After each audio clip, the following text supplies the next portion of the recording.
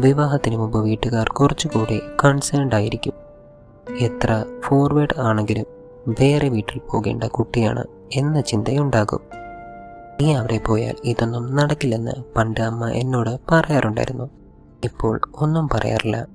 കാരണം അത് കഴിഞ്ഞു. നിനക്ക് ഇത്രയൊക്കെ ക്ഷമ ഉണ്ടായിരുന്നു എന്നാണ് അത് കഴിഞ്ഞപ്പോൾ അമ്മ ചോദിച്ചത്. വിവാഹശേഷം നമ്മൾ ഒരുപാട് മാറും.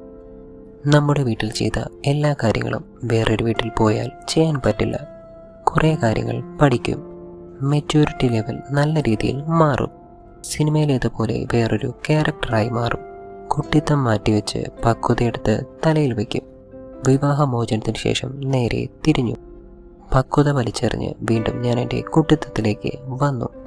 വീട്ടുകാർക്ക് ഞാൻ വീണ്ടും അവരുടെ സ്വന്തം മകളായി മാറി. വിവാഹം ചെയ്യാത്ത പെൺകുട്ടികൾക്കുള്ള ഉപദേശവും സാധിക പങ്കുവച്ചു. ജീവിതം ഒന്നേയുള്ളൂ, അത് പരമാവധി എക്സ്പ്ലോർ ചെയ്യണം.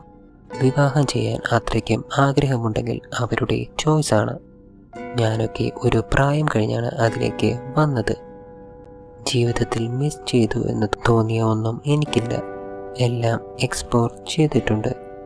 നമ്മൾ എക്സ്പ്ലോർ ചെയ്തത് നല്ലതാണോ അല്ലയോ എന്ന് നമ്മൾ തന്നെ മനസ്സിലാക്കുക. അവനവൻ അനുഭവിക്കുമ്പോൾ മാത്രമേ അത് അറിയാൻ പറ്റുകയുള്ളൂ.